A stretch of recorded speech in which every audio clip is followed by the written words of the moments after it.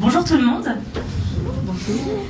Pour commencer cette présentation, on va commencer par un petit moment de détente parce qu'on en a besoin, surtout moi. Donc, si vous voulez bien, fermez vos yeux.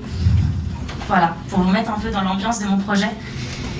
Fermez vos yeux et imaginez que vous êtes sur une plage. Vous êtes très bien. Vous sentez le sable chaud sous vos pieds. Vous entendez le bruit des vagues qui avancent et reculent sur cette même plage. Et il y a le bruit des oiseaux aussi. Quand vous rouvrirez vos yeux, vous serez sur cette plage. Allez-y, ouvrez vos yeux. C'est plutôt décevant. Voilà. C'est justement ce qu'a vécu l'héroïne de notre histoire, Océane, dans notre projet. Et je vais vous présenter du coup l'histoire. C'est celle donc d'Océane. C'est une puffin des Baléares. Le puffin, c'est une espèce un peu méconnue, c'est un oiseau marin. Et cette puffin, elle est née aveugle. Et en fait, grâce à sa maman, Naya, elle a une super vie, parce qu'elle lui raconte plein de belles histoires sur le monde dans lequel elle vit. Sauf que Naya va tomber malade. Et quand Naya tombe malade, il faut qu'Océane apprenne à se débrouiller toute seule.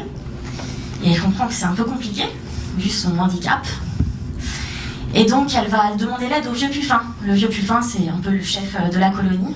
Et il va lui donner une potion qui va lui permettre de recouvrer la vue. Malheureusement, en recouvrant la vue, c'est pas si beau, comme vous l'avez vécu. Et c'est ce de quoi parle notre histoire. Je vais laisser ma binôme Sandra Amara, qui n'a pas pu être malheureusement avec nous aujourd'hui, vous présenter les aspects un peu plus techniques de ce projet, et elle va se présenter ensuite. La vie rêvée d'Océane est un court-métrage d'animation d'environ 10 minutes, en 2D. Il est destiné à un public de tout âge. Là où les enfants se questionneront sur ce qu'ils peuvent faire à leur échelle pour rendre le monde un peu meilleur, les adultes pourront réfléchir également à leur rôle en tant que parents. Mentir aux enfants est-il vraiment une bonne façon de les protéger ? Nous souhaitons découper notre film en 2 parties, ce qu'Océane imagine et ce qu'elle finit par voir. Un paysage idyllique, finalement jonché de déchets plastiques. Nous voudrions utiliser plusieurs médiums. Pour les décors, de l'aquarelle pour sa douceur et son fondu, ponctué de touches de crayon de couleur pour la précision du trait. Puis, dès la deuxième partie, des collages extraits des nombreux papiers publicitaires qui polluent inutilement nos boîtes aux lettres, qui apportent du volume et du réalisme à nos graphismes de style naïf. Nos personnages, quant à eux, contrastent par leur aspect crayonné, et nous pensons utiliser pour eux l'animation cut-out, ce qui collerait très bien avec les éléments de papier découpé du décor.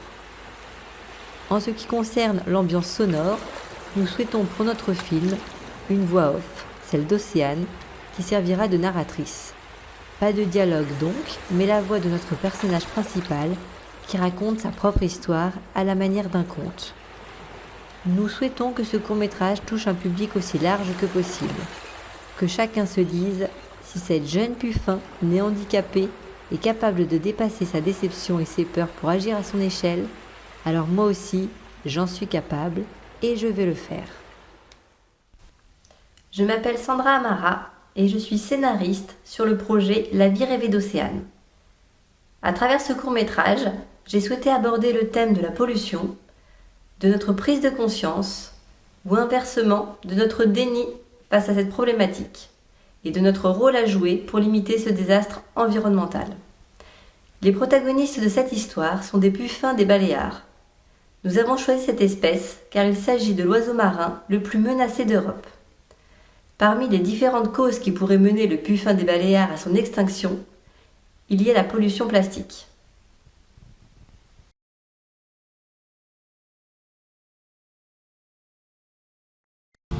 Donc moi, je suis Pauline, je suis illustratrice. Et c'est vrai que quand Sandra m'a présenté son histoire, il n'y avait pas de puffin, c'était une histoire avec des humains. Et du coup, quand elle a vu ce que je dessinais, il a fallu qu'on trouve une solution pour allier nos deux univers. Et donc du coup, elle a décidé de transposer cette histoire avec des oiseaux, puisque moi j'en dessinais beaucoup à l'époque.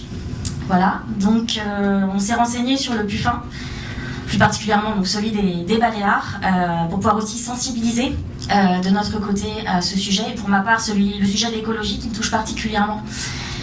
C'est donc une manière, un peu comme Océane de notre histoire, d'agir à notre échelle, ou bien comme le colibri, dans la légende du colibri, pour ceux qui connaissent peut-être, où le colibri, du coup, essaye d'éteindre un incendie tout seul, mais effectivement, tout seul ne peut pas y arriver, mais au moins, il aura fait sa part.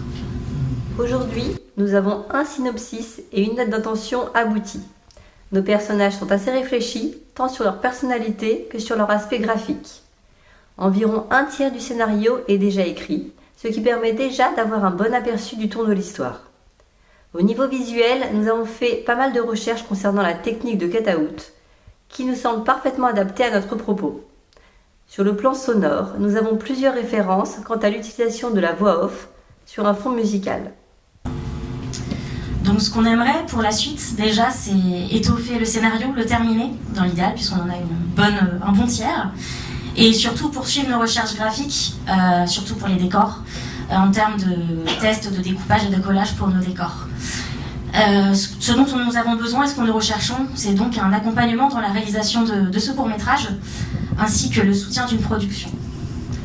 Pour terminer sur une note un peu plus poétique, après ce sujet pas très joyeux, on a choisi une citation d'Alfred de Musset, qui a dit que la vie est une rose dont chaque pétale est une illusion et chaque épine une réalité. Nous espérons que La vie rêvée d'Océane pourra prendre son envol un jour et vous remercions pour votre attention.